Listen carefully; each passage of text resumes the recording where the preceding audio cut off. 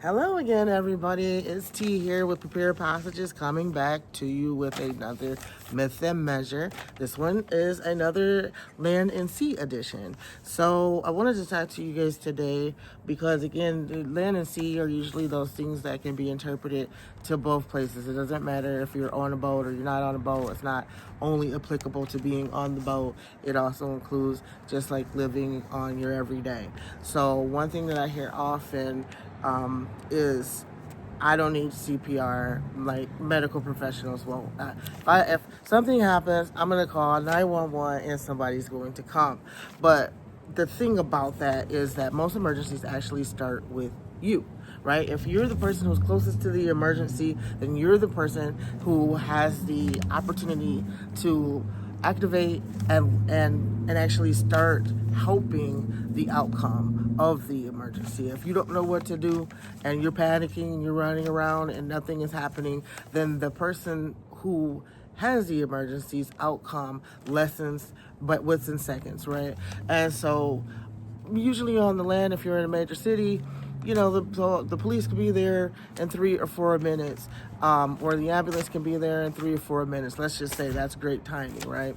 But if you're on sea, that's obviously, you really do need to start to help, because there's usually not going to be someone there in just a couple of minutes.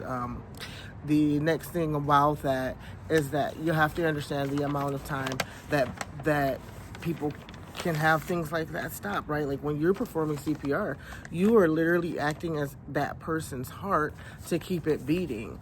Well, after your heart gives us oxygen, which nourishes our brain, you can only be without that oxygen for so long before you die or receive brain damage. That's just what it is.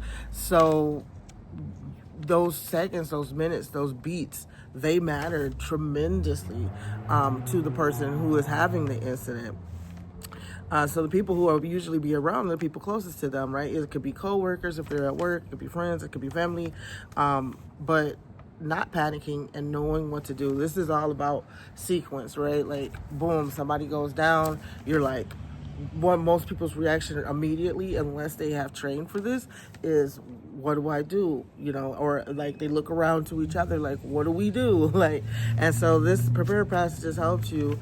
One of the reasons why the component of CPR and AED being in the system is because, especially on the water, it's you and your family, and it's vitally important that people know what to do because they are your lifeline for those seconds. At the end of the day, like, understand that it's the people who are the closest that are the activators of the assistance for the emergency. Those activators, you just became a first responder because you literally are there first and they need you to respond. Understand that what you become is that the help is on the way. Like, if you sequentially do it right, help is on the way, but you're the bridge. You're keeping this person okay and intact until they get there. So I hope this helps. You want more tips and tricks and better understanding, like, share, subscribe the channel, and then I hope to see you guys soon.